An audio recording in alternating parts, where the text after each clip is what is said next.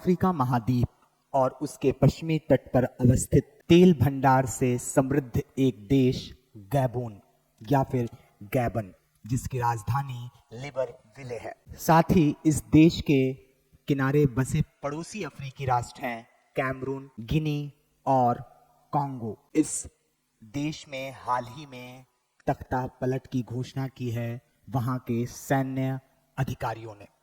बताया जा रहा है कि गैबून अब सूडान और नाइजर के बाद अफ्रीकी देशों में तेजी से फैलते सैन्य तख्तापलट का एक और उदाहरण है।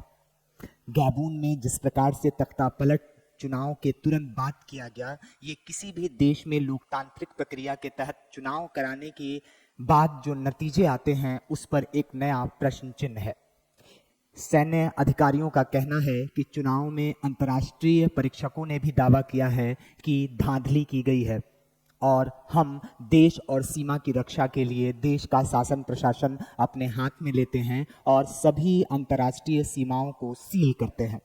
इसके साथ ही इस देश में सैन्य तख्तापलट और सैन्य एकाधिकार को लेकर के अमेरिका, फ्रांस जैसे पश्चिमी देशों में चिंता बढ़ चुकी है, क्योंकि अमेरिका सबसे ज़्यादा यहाँ से व्यापार करता है। तो वहीं गैबन फ्रांस का उपनिवेश रहा है और 17 अगस्त 1960 को फ्रांस से इसे स्वतंत्रता प्राप्त हुई थी। यानी भारत की स्वतंत्रता की जो तारीख है 15 अगस्त, उससे 2 दिन बाद 1960 में लगभग 55 वर्ष तक ओडिम्बा परिवार ने इस देश पर शासन किया।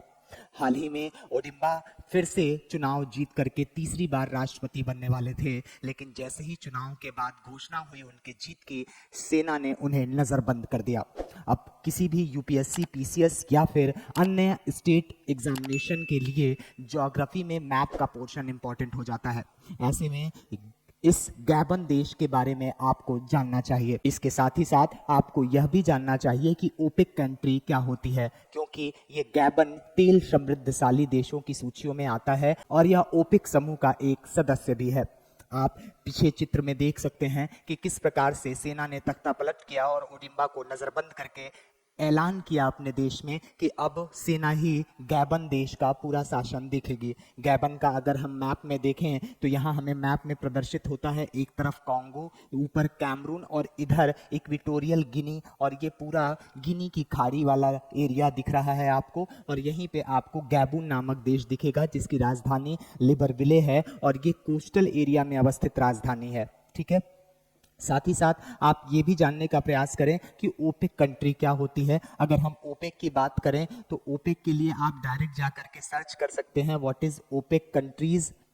तो यहाँ आपको देखने को मिलेगा कि जितने भी ऑयल रिच कंट्रीज हैं वो मिल करके ओपेक संगठन बनाते हैं, ओपेक ऑर्गेनाइजेशन। ठीक है, तो आप ओपेक ऑर्गेनाइजेशन के बारे में भी पता कर सकते हैं। ठीक है, ओपेक ग्रुप के बारे में भी पता कर सकते हैं। यदि हम ओपेक कंट्रीज की बात करें तो इसका गठन लगभग 1960 में हुआ था बगदाद, इराक में, लेकिन बाद में इसकी जो मुख्यालय है इसका वो परिवर्तित करके ऑस्ट्रिया के वियना में कर दिया गया था। तो अभी इसका मुख्यालय वहीं है। लगभग 13 से 14 कंट्रीज के सदस्य देश हैं। तो आज के इस एपिसोड में यहीं तक। उम्मीद है एग्जाम 30 के प्लेटफॉर्म के माध्यम से आप इस प्रकार की न्यूज़ प्राप्त करने के लिए अब तक हमारे चैनल को सब्सक्राइब कर चुके होंगे। आगे की कोई भी सूचना प्राप्त करने के लिए बेल आइकन जरूर दबा दें ताकि सबसे पहले आपको नोटिफिकेशन मिले हमारी इस प्रकार की वीडियोस की। जय हिंद।